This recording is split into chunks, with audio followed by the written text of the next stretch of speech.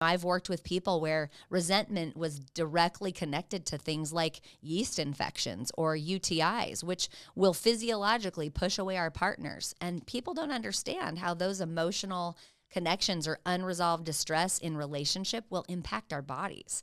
Some people have pain with sex because of something that's physically going on. And so these require you to get these things checked out and then be able to communicate what does work and what isn't helpful. There's also tremendous pressure to perform. This happens for men more than women because, women don't have to be actively working for us to perform, intercourse. Whereas men, they have to have something functionally working to have erection for them to be able to perform. And so with that can create a lot of pressure and a lot of stress and anxiety. And then that becomes paired up with failure. And so this is really overwhelming for people. And I don't want to sign up to go try again when I feel like I'm failing.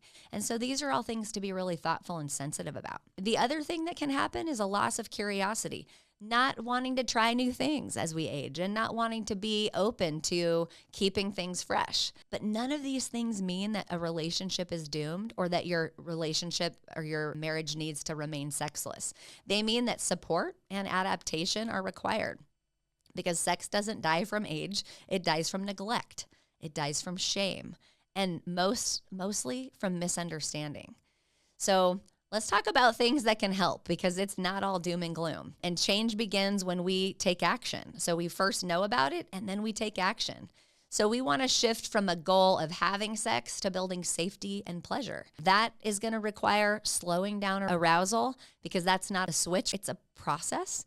We want to expand our definition and sex touch to closeness, sensuality, hugging, touching, curiosity. All of these things count if you want to expand your definition of sex touch because all kinds of other things can be really mutually satisfying. Learn together, reading books together, going to Barnes and Noble and grabbing something off of the shelf like in the old days when everything wasn't right on our phone, and talk about these things together because learning normalizes our experience and then we're not alone with it, which also helps to unshame us. We need to address pain, hormones, pelvic floor issues, and there's even things called pelvic floor therapy and medical consults and education that can help for these topics because there is help.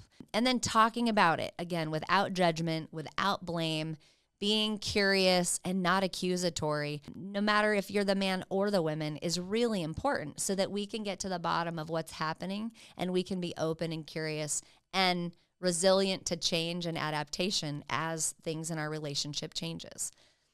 If you're in a sexless marriage, I want you to hear this.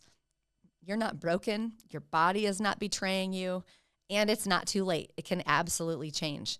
Midlife can be a doorway, not an ending. As long as education replaces shame and curiosity replaces pressure, then things can turn around. Sex doesn't need to look like what it used to.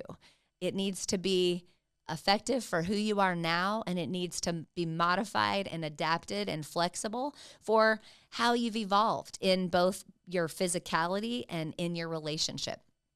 So thank you so much for listening today. Hopefully you found this helpful and hopefully you find some benefit in this if you decided to listen.